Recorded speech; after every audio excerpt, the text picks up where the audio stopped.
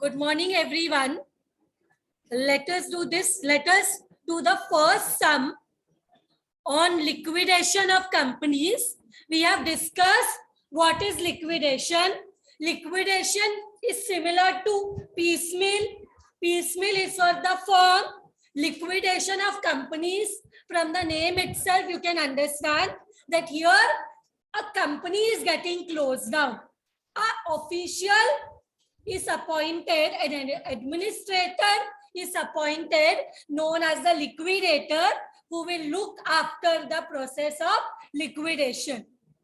So this is the first sum which we will be doing now.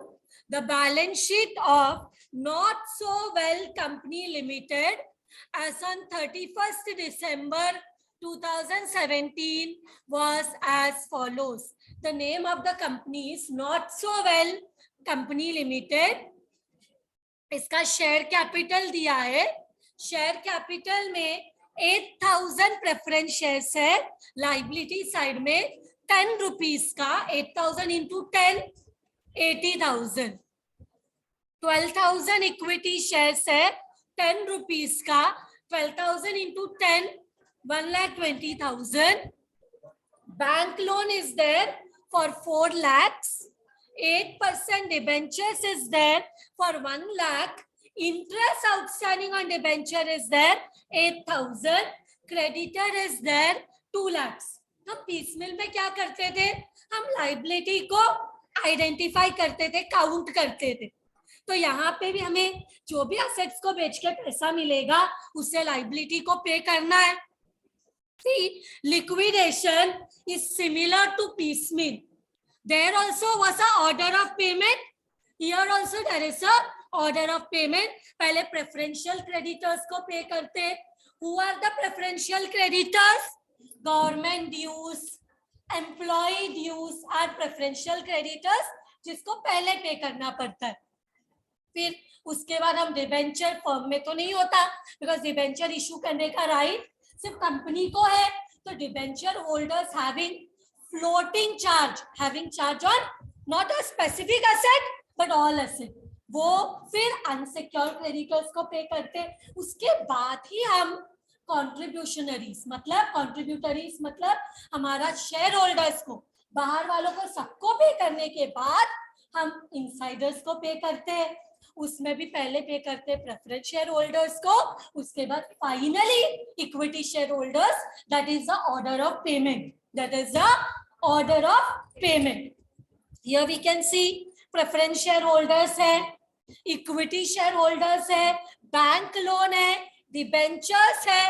Debenture पे जो outstanding interest है जो अभी तक पे नहीं किया वो भी एक्यूमुलेटेड है, वो भी जमा है. फिर फाइनली देयर इज क्रेडिटर्स. तो क्या करना है, ये सब लाइबिलिटीज को पे करना है. उसको पे करने के लिए हमारे पास कुछ असेट्स है, land and building, other fixed assets, stock, data. But when you see profit and loss account in the asset side, it signifies loss. हमने किया है ये इंटरनल रिकंस्ट्रक्शन, उसमें देखा है अगर profit and loss account asset side में दे तो वो क्या होता है, लॉस होता है. तो that is a loss also. May be losses हो रहा है इसलिए कंपनी ने डिसाइड किया है बंद होने के लिए. Liquidation. So now let us see what ahead they have given. The company went into liquidation on that date. Which date? 31st December 2017. Company किस पे गया, लिक्विडेशन पे. Prepare the liquidator statement of account. This we have explained last lecture. I have explained this liquidator's statement of account finalization. After taking into account the following, liquidator का expense, liquidator का remuneration, sorry liquidation expense, मतलब liquidation करते वक्त कुछ खर्चा हुआ होगा वो एक्सपेंस. लिक्विडेटर का remuneration amounted to ₹3,000 and 10,000 respectively. Expenses 3,000, remuneration 10,000. ये तो सबसे पहले प्रोवाइड करना है. पहले कुछ भी कोई भी लाइबिलिटी पे करने से पहले एक्सपेंसेस और रेमुनरेशन साइड में रखेगा liquidator, right. Then bank loan was secured by pledge of stock. तो हमारे पास जो बैंक लोन है वो सिक्योर्ड लाइबिलिटी है। It is secured by pledge of stock. मतलब स्टॉक को बेच के जो भी पैसा आएगा वो बैंक लोन को पे करने के लिए जाएगा। अगर बैंक लोन को पे करने के बाद भी कोई पैसा बचता है तो then that money will be utilized to pay the other liabilities, right? Secured liability है bank loan. What do you mean by secured liability? Means ये liability लिया गया है कोई asset को रख के, फिर फाइनली ये लाइबिलिटी पे करना है तो असेट को बेच के, वो पर्टिकुलर असेट को बेच के जो पैसा आएगा वो यूज करेंगे to pay that liability. So that is bank loan which is secured against pledge of stock. Debentures and interest thereon are secured by a floating charge on all assets. तो debentures और उसका outstanding interest का क्या है? It is having a floating charge on all assets. Particular asset नहीं, all assets. Then fixed asset were realized at book value. Fixed assets were realized at book value. Current asset at 80% of book value. Now you all have the question with you. तो fixed asset क्या है हमारे पास? Fixed asset है हमारे पास land and building. ज्यादा time के लिए बिजनेस में रहता है, फिक्स एसेट है। बुक वैल्यू मीन जितना बैलेंस शीट में वैल्यू दिया है उतना ही रियलाइज होगा। Other fix asset also fix asset ही है, बुक वैल्यू। फिर stock because it is current asset 80% value realize होगा। तो 5,25,000 का 80% निकालो। 5,25,000 का 80% 4,20,000। फिर डेटर 1 लाख का 80% is 80,000. So let us start our solution. What we have to prepare? Liquidator's final statement of account. Name of the business is Messrs. Not So Well Limited. Messrs. Not So Well Limited. हमें क्या करना है? Liquidator's final statement of accounts. ये क्या है? Cash book जैसा है। Receipt side, payment side, receipt side, payment side. Receipt पैसा कब आएगा? जब असेट्स को बेचेंगे। पैसा कब आएगा? जब असेट्स को बेचेंगे। तो सबसे पहले यहाँ पे लिखेंगे टू असेट्स। क्या लिखेंगे? रिसीट साइड में लिखेंगे टू असेट्स। क्या लिखेंगे? To assets. और टू असेट्स लिखने के बाद हम क्या करेंगे? असेट को बेच के जो पैसा रियलाइज हुआ वो लिखेंगे। तो हमारे पास कौन सा असेट है? हम लोग late us start from the current assets. यहाँ पे लिखते वक्त हम क्या करेंगे? करंट असेट से स्टार्ट करेंगे। तो करंट असेट में हमारे पास है डेटर्स और स्टॉक। करंट असेट में क्वेश्चन में क्या दिया है? डेटर्स और स्टॉक। पर स्टॉक तो सिक्योर्ड लोन, बैंक लोन के पीछे बेच उसको से क्या करने के लिए? उसको डिस्चार्ज करने के लिए यूज हुआ है। तो यहाँ पे हम सिर्फ डेटर्स लिखेंगे। क्या लिखेंगे? डेटर्स। पर डेटर्स का वैल्यू कितना है? 1 लाख। डेटर्स का वैल्यू कितना है? लेकिन कितना रियलाइज होगा? 80%। सो यहाँ पे लिखेंगे 80%। कितना होता है? 80,000। फिर हमारे पास है लैंड एंड बिल्डिंग। फिर हमारे पास क्या है? Land and building and other assets. उसका तो बुक वैल्यू लेना है। Land and building, how much is the book value? Land and building it is 25,000। Other fix asset is 2 lakh. So यहाँ पे लिखेंगे 25,000। How much we will write? 25,000। So land and building लिखा। अब other fix asset भी है 2 लाख का, तो लिखेंगे other fix asset. How much it is? 2 lakh. Given in the question. Fix asset के लिए बोला है बुक वैल्यू लो और करंट असेट के लिए बोला है 80% वैल्यू लो। सो हमने वही किया। अब इसके बाद हम लोग क्या लिखेंगे? To surplus from securities. क्या लिखेंगे? To surplus from securities.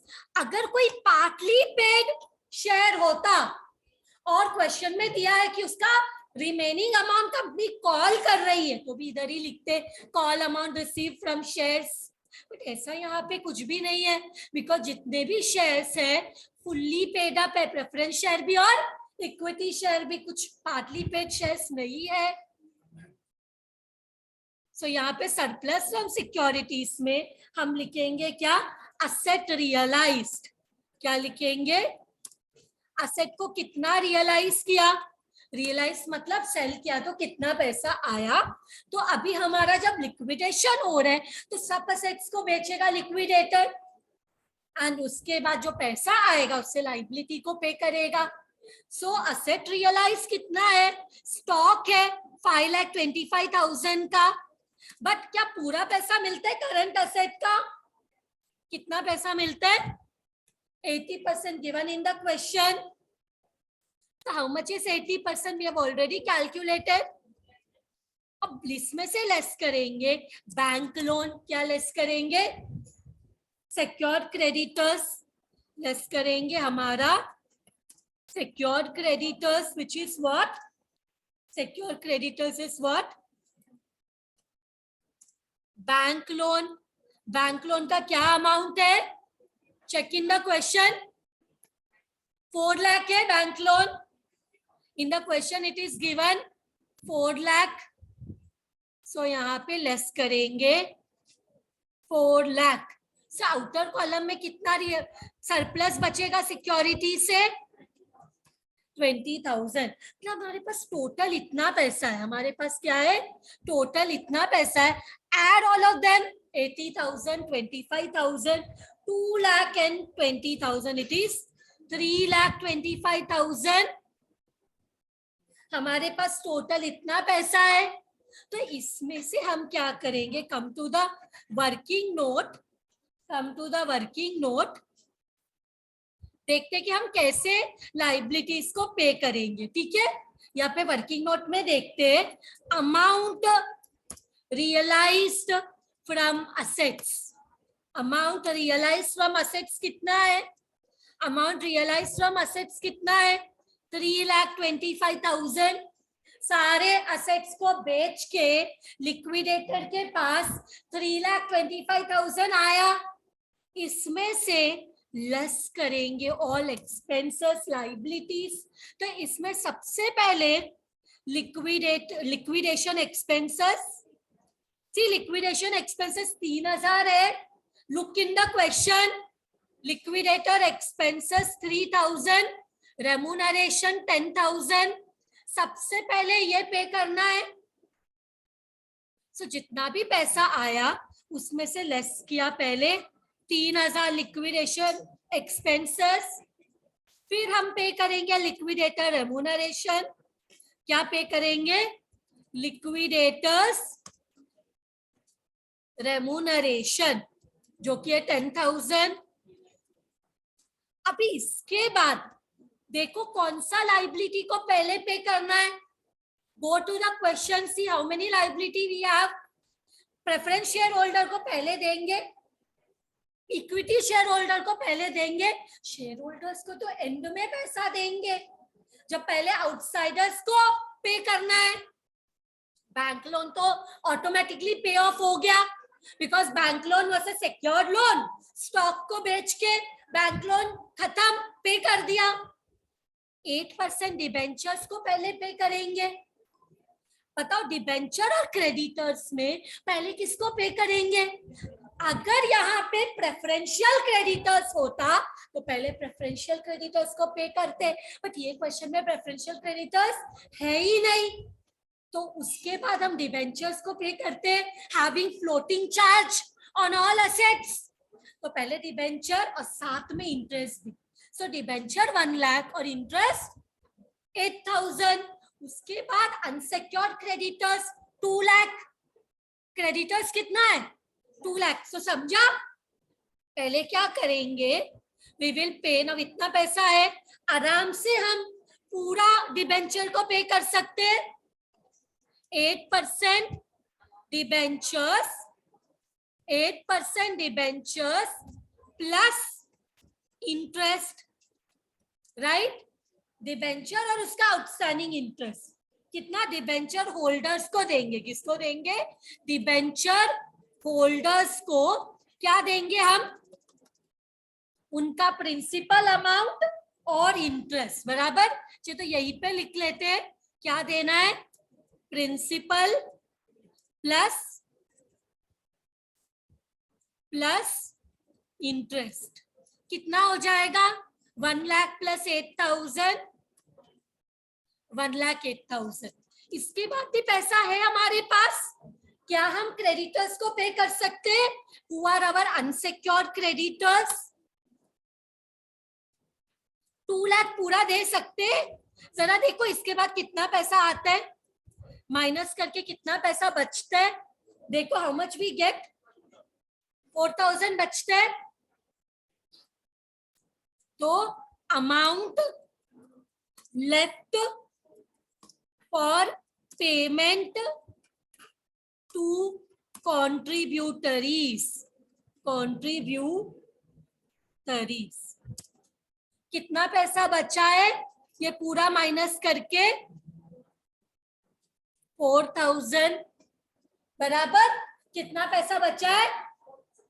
तो सबसे अभी पे करने के लिए 2 लोग हैं, सारा आउटसाइडर्स को पे कर दिया। अभी बचा क्या? प्रेफरेंस शेयर होल्डर और इक्विटी शेयर होल्डर। बोलो किसको देंगे 4,000? किसको देंगे? प्रेफरेंस शेयर होल्डर्स को देंगे, बिकॉज ऑर्डर ऑफ पेमेंट में पहले प्रेफरेंस शेयर होल्डर्स को देना चाहिए। तो लेट अस डू दिस सम। हम लोग को पता चला कितना किसको क्या दे सकते हैं। तो यहाँ पेमेंट में बाई पहले किसको देंगे? लिक्विडेशन एक्सपेंसेस, लिक्विडेशन एक्सपेंस पहले देंगे। कितना लिक्विडेशन एक्सपेंस? ऑलरेडी देखा 3,000। फिर लिक्विडेटर्स रेम्यूनरेशन इज 10,000, ये पे कर दिया। अब डिबेंचर होल्डर्स को पे कर देंगे बाय डिबेंचर होल्डर्स। कितना देने वाले? Capital plus interest, floating charge है ना, तो कितना हो जाएगा ये? 1 lakh plus 8,000, interest that is 1,08,000। फिर देंगे by creditors who are unsecured creditors, उनका अमाउंट है 2 लाख। फिर इसके बाद जो भी बचेगा वो रहेगा बाय रिटर्न टू कॉन्ट्रीब्यूटरीज, बंद करो। इधर भी 3,25,000 और यहाँ पे हम किसको देंगे कॉन्ट्रीब्यूटरीज में भी? Preference share capital.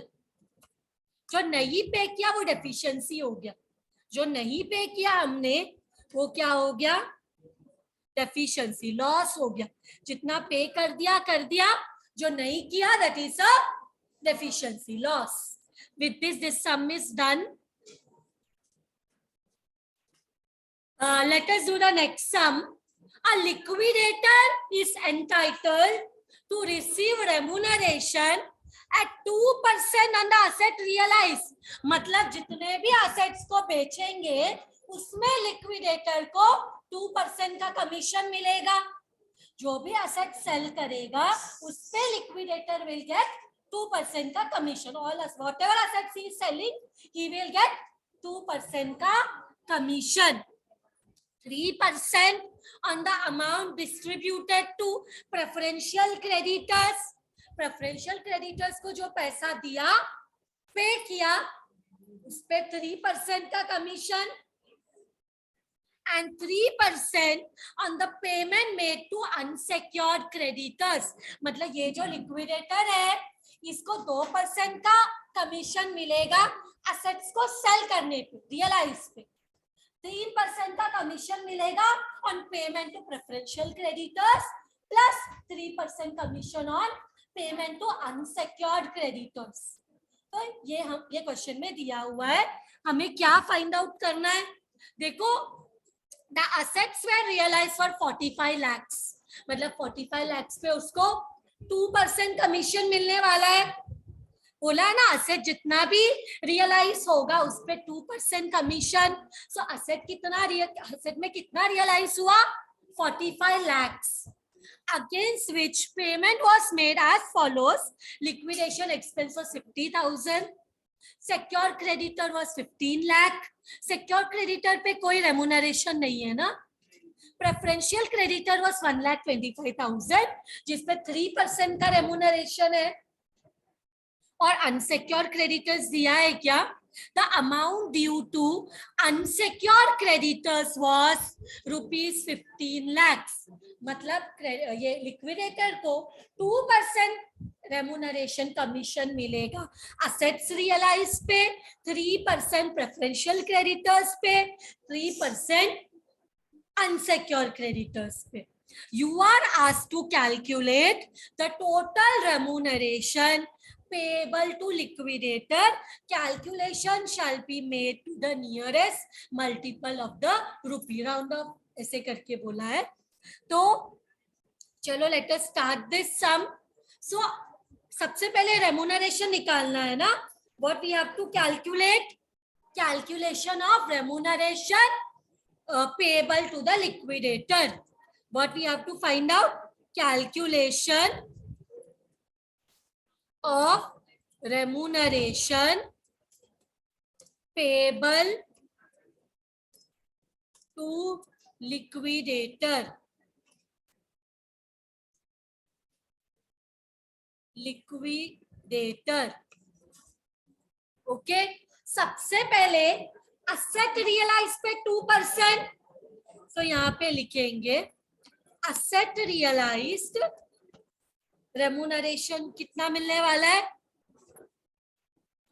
See, asset realized पे 2%. 2% on asset realized means asset realized हुआ 45 lakhs. उस पे कितना मिलने वाला है, 2% का commission, which is coming to how much, 90,000. इसके बाद 3% on preferential creditors दिया ना क्वेश्चन में, 3% on preferential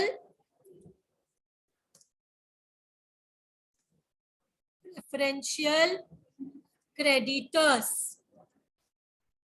which is how much is preferential creditors, 1,25,000.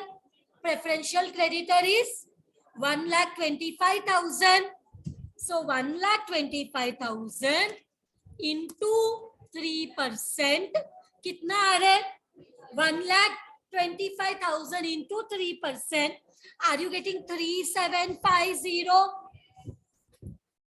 इसके बाद होगा 3% on unsecured creditors. But unsecured creditors को तो सबसे लास्ट में पेमेंट करते हैं. अनसिक्योर्ड क्रेडिटर्स को तो सबसे लास्ट में पेमेंट करते हैं. बट उसके लिए हमें ये भी श्योर होना चाहिए कि हम सारे पैसे unsecured creditors is 15 lakh. But is it possible for us to pay all the 15 lakh? अगर पूरा 15 लाख देंगे तो 15 लाख पे कमीशन निकालेंगे, बट हमारे पास 45 लाख है. बट वो पे करते वक्त हम सपोज लास्ट में सबको पे करके लास्ट में सिर्फ 10 लाख ही बचा, तो हम अनसिक्योर्ड क्रेडिटर्स को 15 लाख दे सकते हैं. When after paying to others we are left with only 10 lakh. वो 10 लाख में हम 15 लाख कैसे दें? तो वो सिचुएशन में कमीशन तो सिर्फ 10 लाख पे मिलेगा. So therefore ये जो फाइनल वाला निकालना है उसके लिए हमें वर्किंग नोट में जाना पड़ेगा कि whether we are able to give all the 15 lakh to the creditors, then 15 lakh पे कमीशन आएगा ना, नहीं तो नहीं आ सकता. So let us see how much amount we are able to give to the creditors.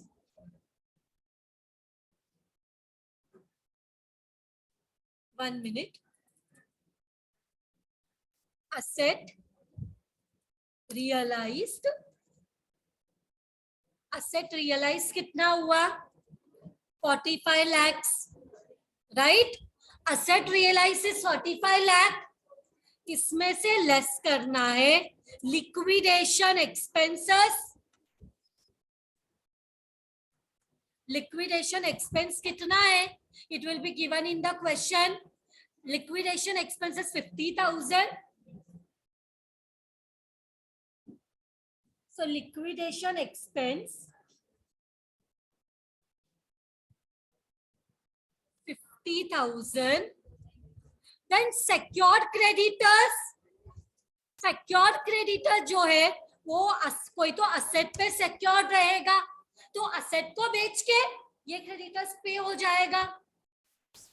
Secured creditors में there is no remuneration. Unsecured में remuneration है, प्रेफरेंशियल क्रेडिटर्स में रेम्यूनरेशन। सिक्योर्ड क्रेडिटर्स से 15 लाख, ये भी पे करेंगे ना। सिक्योर्ड इज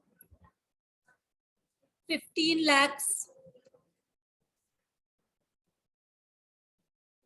इसके बाद प्रेफरेंशियल क्रेडिटर्स भी पे करना है। Preferential creditors is 1,25,000. Preferential creditors कितना है? Given in the question 1,25,000. कुछ इवन कुछ रेम्यूनरेशन भी है लिक्विडेटर को, वो भी तो निकालना पड़ेगा। Liquidators remuneration which is how much? Already हमने ऊपर लिखा है 90,000 असेट के ऊपर, 90,000 असेट के ऊपर और 3,750 अभी तक प्रेफरेंशियल क्रेडिटर्स के ऊपर। तो कितना गया? 93,750. 93,750. 90,000 ये लिक्विडेटर का कमीशन है on asset realise. This is on preferential liability paid. So ये पूरा करने के बाद कितना हो रहा है? अमाउंट लेफ्ट कितना है अभी भी? अमाउंट लेफ्ट कितना? अमाउंट अभी भी लेफ्ट आउट है। 45 लाख से 50,000 लेस किया, 15 लाख लेस किया, 1,25,000 लेस किया, 93,750 लेस किया, कितना बचा है? 27,31,250। तो इतना पैसा अभी भी बचा है, तो क्या इसमें से पूरा 15 लाख आराम से नहीं पे कर सकते? Because unsecured creditors is 15 lakh given in the question. Unsecured creditors is 15 lakh. So 27 lakh हमारे पास कितना पैसा है? अभी भी बचा है 27,31,250. तो इतना पैसा अगर बचा है तो इसमें से 15 लाख आराम से दे सकते हैं। तो we can directly calculate the liquidators remuneration. Liquidators remuneration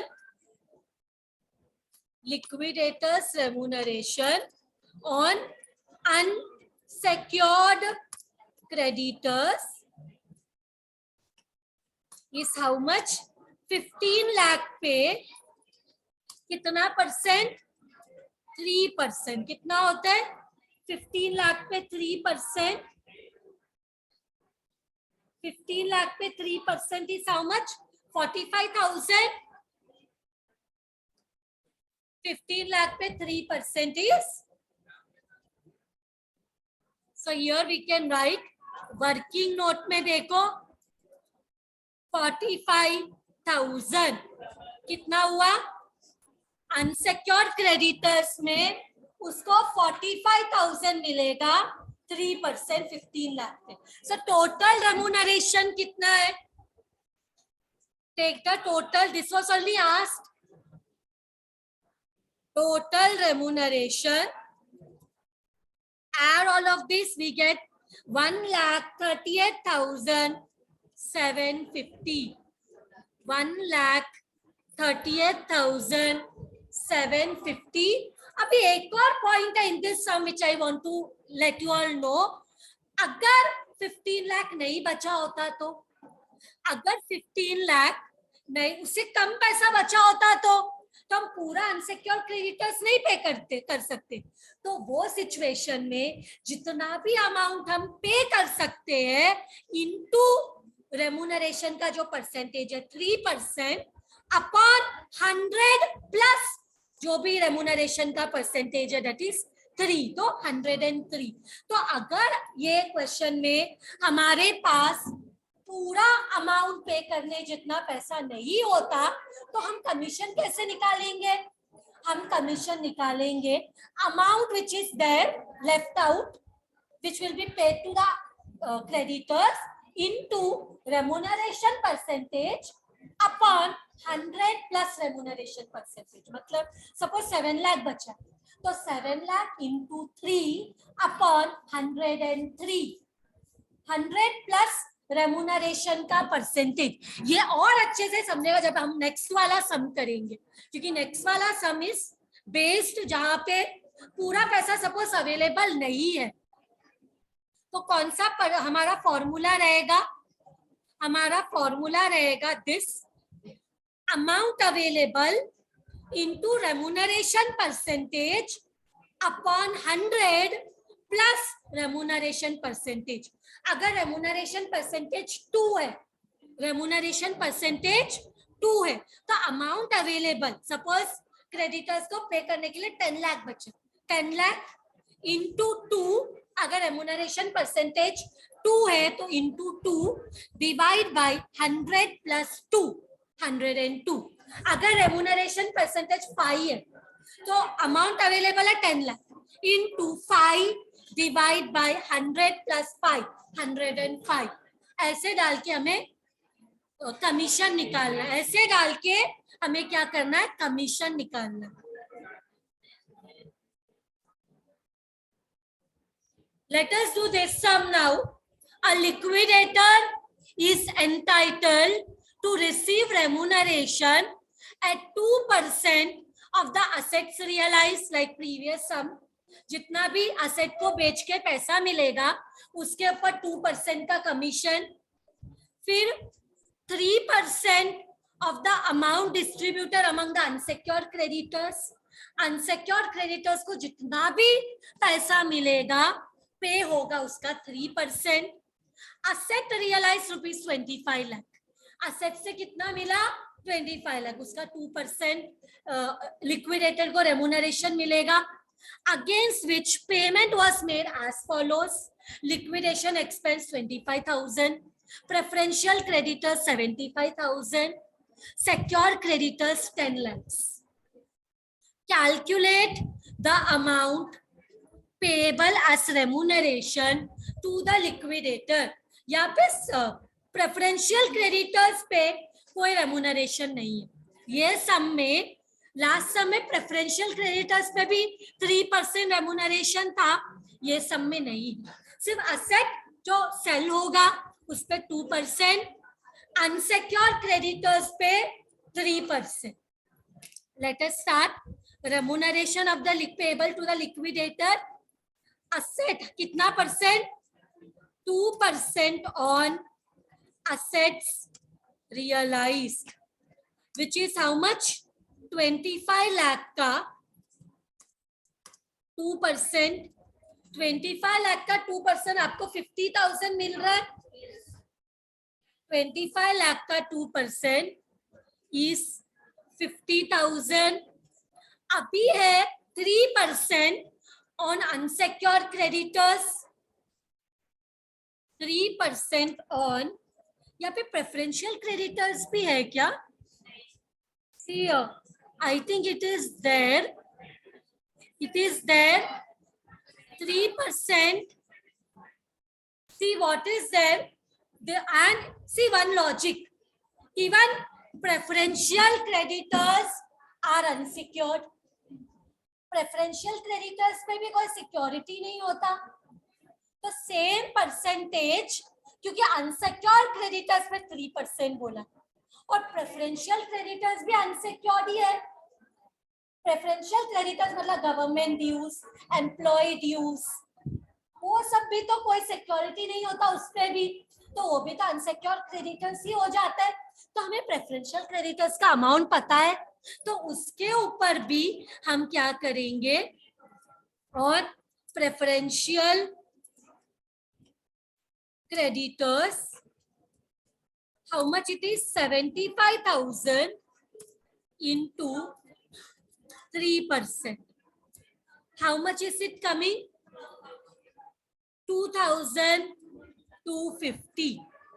इसके बाद अब फाइनली जो हमारे अनसिक्योर्ड क्रेडिटर्स है other than preferential creditors, on unsecured creditors, इसके लिए तो वर्किंग नोट में जाना पड़ेगा। इसके लिए we will go to the working note, so we will write working notes. Working notes में असेट रियलाइज्ड,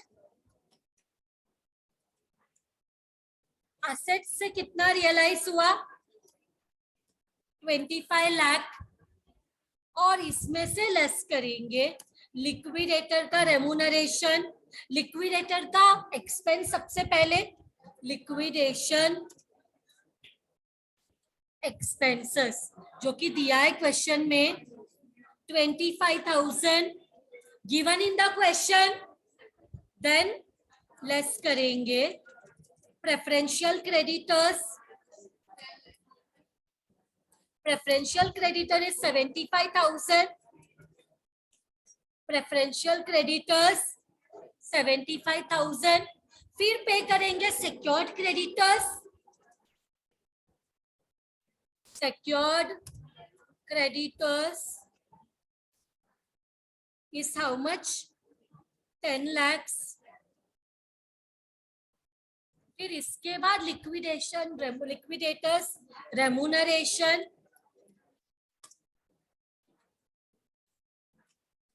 लिक्विडेटर का रेम्यूनरेशन कितना है अभी तक, 50,000 प्लस कितना, तो कितना हो जाते, 52,250, 52,250। सो अमाउंट लेफ्ट कितना है माइनस करके, अमाउंट लेफ्ट कितना है, सब माइनस करो, how much it is coming, 13,47,750. Now, amount of unsecured creditors not given. Unsecured creditors का क्या अमाउंट है नहीं दिया, तो अगर हम अज्यूम करते हैं कि हम अनसिक्योर्ड क्रेडिटर्स इससे ज्यादा है, तो हम पूरा तो नहीं पे कर पाएंगे, तो जितना पे करेंगे उस पे रेम्यूनरेशन के लिए भी तो पैसा बचना चाहिए। लिक्विडेटर को उसका रेम्यूनरेशन इंपॉर्टेंट है, why is he doing so much work for the return remuneration? So ऐसे सिचुएशन में क्या फॉर्मूला रहेगा कमीशन निकालने का, so what will be the commission formula, liquidators remuneration on unsecured creditors, क्या है फॉर्मूला, जितना अमाउंट लेफ्ट है, जितना भी अमाउंट है हमारे पास, कितना अमाउंट है, 13,47,750 into commission percentage 3% upon 100 plus commission percent, 100 plus 3 is 103. तो फॉर्मूला रहेगा जितना भी अमाउंट बचा अवेलेबल है, amount available into commission remuneration percentage upon 100 plus remuneration percent, so 3 upon 103. तो क्या आंसर आ रहे, 39,255, 39,255. So let us go to the main answer. कितना मिला अमाउंट? 39,255. इसको ऐड करेंगे तो मिलेगा total remuneration. Total remuneration is 91,505. 91,505. A company went into liquidation on 31st March 2017 when the following balance sheet was prepared. Again, this company is going into liquidation. बंद हो रहा है, getting closed down. Authorized capital है 40,000. Shares of ₹10 each, which is 4 lakhs. 40,000 into 10. फिर issued capital में है 25,000 shares of ₹10 each, 2,50,000. Unsecured creditors 50,000. Partly secured creditors 1,20,000. Preferential creditor 3,000. Bank overdraft again unsecured ही रहेगा. दिया है क्वेश्चन में unsecured 500. In the asset side we have goodwill, freehold property, machinery, stock, debtor, cash, and one profit and loss account, which is a loss. The liquidator realized the assets as follows. Freehold property was sold to pay the partly secured creditors. See, partly secured creditors.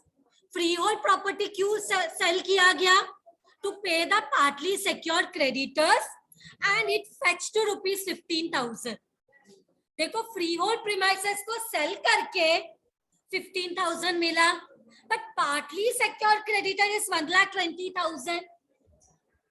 जो remaining amount है 1,20,000 में 15,000 sell हो गया, बाकी का 1,05,000 will become unsecured.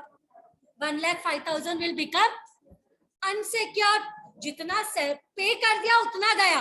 अभी तो हमारे पास असेट भी नहीं है जिसको बेच के पैसा लाए, वो असेट को बेच के से 15,000 आया. तो remaining portion of the liability becomes unsecured. Other assets realized as machinery 50,000, stock 20,000, debtors 25,000. The expenses of liquidation amounted to ₹1,000, and the liquidator's remuneration was agreed at 2.5% on asset realized. Asset जितना भी sell हुआ उस पे 2.5% and 2% on the amount paid to unsecured creditors. Unsecured creditors को जो amount pay किया उस पे 2% का कमीशन, assets को जो sell किया उस पे 2.5% का commission. So we can start the sum. सबसे पहले they have asked us to prepare liquidators final statement of account. So यहाँ पे हम particulars के जगह पे receipt payment क्या लिख सकते हैं? Receipt and payment. So here सबसे पहले 2 assets, सारा asset लिखेंगे जिसका they have given. सबसे पहले what is given? Machinery, debtor, stock. Let us write with stock. Stock कितना amount है? Stock is 20,000. फिर debtor कितना है? Debtors is 25,000. फिर क्या हमारे पास कैश बैंक बैलेंस भी है? So that is 500 given in the question. 500. देखो गुडविल का कुछ रिवाइज वैल्यू नहीं दिया, और जब कंपनी बंद हो रही है तो उसका क्या गुडविल बचा रहेगा. तो यहाँ पे what else is given? Machinery दिया है ना, मशीनरी फ्री होल्ड प्रीमाइस भी दिया, बट वो तो सिक्योर में गया है. तो machinery is how much? Machinery का कितना वैल्यू दिया इधर देखो, 50,000 in the question. All this done. Now surplus from securities. To surplus from securities. Surplus from securities में asset realized. Asset realized कितना है? 15,000. फ्री होल्ड प्रीमाइसेस को सेल किया और कितना पैसा मिला? 15,000. देखो free hold premises was of 20,000, but वो पार्टली सिक्योर क्रेडिटर्स के ऊपर सिक्योर था, तो उसको बेच के सिर्फ 15,000 मिला. तो surplus from securities, asset realize 50,000, फिर लेस secured creditors 15,000 मिला, तो कितना पे कर पाएंगे? 15,000 मिला तो उतना ही पे कर पाएंगे. तो कुछ सरप्लस बचा? कुछ भी नहीं बचा. तो यहाँ पे we will write nil. अगर बेच के पूरा लाइबिलिटी को सेटल करके कुछ पैसा बचता तो सरप्लस होता, नहीं बचता. अभी डेफिशिएंसी है, तो जो डेफिशिएंसी है वो अनसिक्योर्ड क्रेडिटर्स है. हमारे पास पार्टली सिक्योर्ड क्रेडिटर्स था 1,20,000. असेट को बेच के सिर्फ 15,000 मिला, तो वो 15,000 से असेट तो चला गया. अभी जो है वो दैट इज अनसिक्योर्ड क्रेडिटर्स.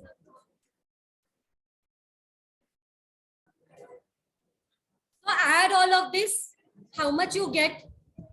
ये सबको ऐड करो. 20 plus 25 plus 500 plus 50,000, 95,500. अब हम लोग वर्किंग में जाएंगे. असेट रियलाइज्ड, असेट रियलाइज्ड पे there is a remuneration. Asset realize पे 2.5% है. तो असेट रियलाइज क्या क्या है? 15,000 फ्री होल्ड प्रीमाइसेस से, फिर 50,000 मशीनरी से, 20,000 स्टॉक से, फिर 25,000 डेटर से. सबको ऐड करो, कितना आ रहा है? सबको ऐड करो 1,10,000. We are getting 1,10,000 into 2.5%. How much is the remuneration? 2,750. ये रेम्यूनरेशन में से हम क्या करेंगे? अनसिक्योर्ड क्रेडिटर्स पे भी there is a remuneration 2% on the amount paid to unsecured creditor. On amount paid to unsecured creditors. दो टाइप का रेम्यूनरेशन है, एक असेट रियलाइज पे 2.5% और दूसरा amount paid to unsecured creditors पे 2%. जितना अनसिक्योर्ड क्रेडिटर्स को देंगे उस पे 2%. सो पहले निकालते हो कितना अमाउंट है. सो हमारे पास है 95,500. उसमें से माइनस करेंगे. सबसे पहले लिक्विडेशन एक्सपेंस है. Liquidation expense 1,000. Liquidation expense 1,000. फिर ये असेट रियलाइज के ऊपर रेम्यूनरेशन है 2,750. ये भी पे करना है 2,750. फिर उसके अलावा और कोई है क्या? प्रेफरेंशियल क्रेडिटर्स है 3,000. उसको पहले पे करेंगे.